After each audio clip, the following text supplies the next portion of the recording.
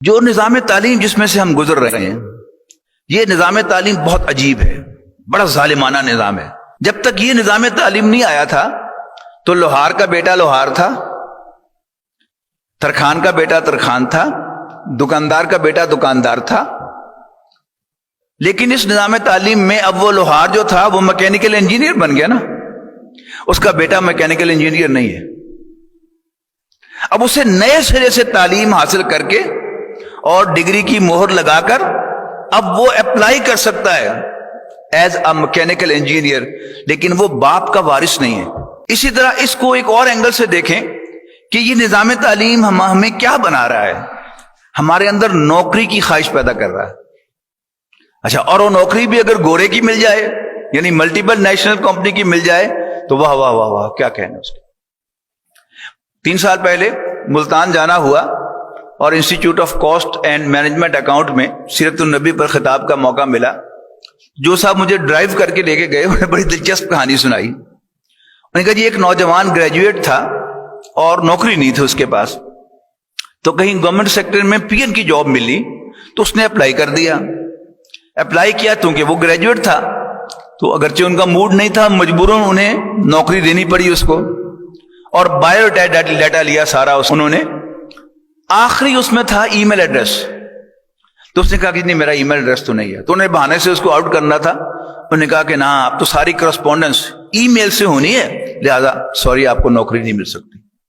وہ وہاں سے چلا پلیس آف انٹرویو سے اپنے گھر کی طرف، درمیان میں سبزی منڈی پڑتی تھی، تو اس نے دیکھا کہ ٹماٹروں کا بہت بڑا ڈھیر لگا ہوا ہے۔ اسے ایسے چلتے چلتے پوچھ لیا کہ ٹماٹر کیا بھاؤ ہے؟ پتا چلا کہ 12 روپے کلو ہے۔ مارکیٹ میں ٹماٹر 80 روپے کلو ہے، یہاں 12 روپے کلو ہے۔ اس نے جیب میں ہاتھ ڈالا، 100-150 روپے نکلے، تو اس نے اس کے ٹماٹر خرید لیے اور وہ بورا لے کر اپنے سر پہ رکھ کر گھر آیا، اور لوگوں کے دروازے کھٹکھٹا کر اس نے کہا کہ جی میں بڑے سستے ٹماٹر منڈی سے لے کے آیا ہوں، تو لینے ہیں تو لے لیں۔ مارکیٹ میں 80 روپے کلو تھا، اس نے 50 روپے کلو دیے اور ہاتھوں ہاتھ بک گئے۔ اس نے سوچا میں تو ویسے نوکری کے پیچھے پڑا ہوا ہوں۔ اس نے یہی کام کرنا شروع کر دیا، صبح سویرے منڈی میں جاتا اور سبزی خرید کر لے آتا اور اسی طرح بانٹ کے بیچ دیتا۔ اللہ نے برکت دی تو اس نے کچھ عرصے کے بعد اپنے ہی محلے میں ایک دکان کرائے پہ لے لی۔ اللہ نے برکت دی، 5 سال کے بعد اس نے دکان خرید لی۔